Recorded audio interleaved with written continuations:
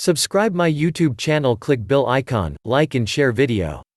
Yemen missile, drone attack kills at least 70 soldiers.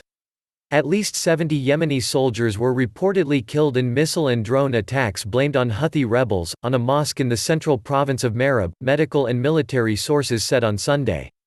Saturday's strike follows months of relative calm in the war between the Iran-backed Houthis and Yemen's internationally recognized government, which is backed by a Saudi-led military coalition.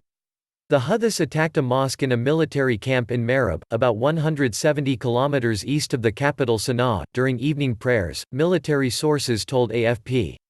A medical source at a Marib city hospital, where the casualties were transported, said that at least 70 soldiers were killed and more than 50 injured in the strike.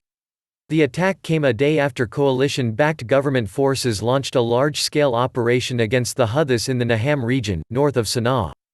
Fighting in Naham was ongoing on Sunday, a military source said, according to the official Saba news agency.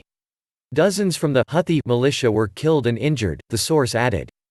Yemeni President Abdrabbuh Mansur Hadi condemned the cowardly and terrorist attack on the mosque, Saba reported.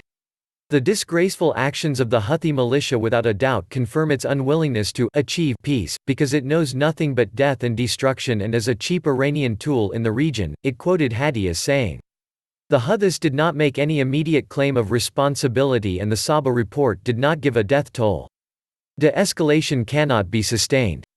The uptick in violence comes shortly after United Nations envoy Martin Griffiths welcomed a sharp reduction in air strikes and the movement of ground forces.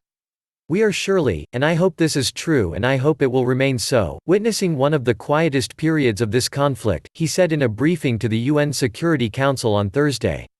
Experience, however, tells us that military de-escalation cannot be sustained without political progress between the parties, and this has become the next challenge. A year after Yemen's warring sides agreed to a UN-brokered truce for the key Red Sea port city of Hodeida and its surroundings, fighting in the province has subsided, but the slow implementation of the deal has quashed hopes for an end to the conflict. The landmark agreement signed in Sweden in December 2018 had been hailed as Yemen's best chance so far to end the fighting that has pushed the country to the brink of famine.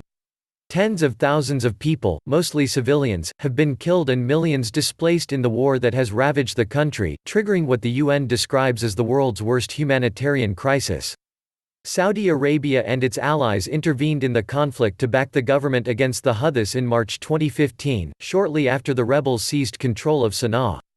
A senior UN official warned on Thursday that certain key factors that threatened to trigger a famine in Yemen last year were once again looming large, including a plunge in the value of the national currency. With a rapidly depreciating rial and disrupted salary payments, we are again seeing some of the key conditions that brought Yemen to the brink of famine a year ago, Ramesh Rajasingham, who coordinates humanitarian aid in Yemen, told the UN Security Council. We must not let that happen again, he said.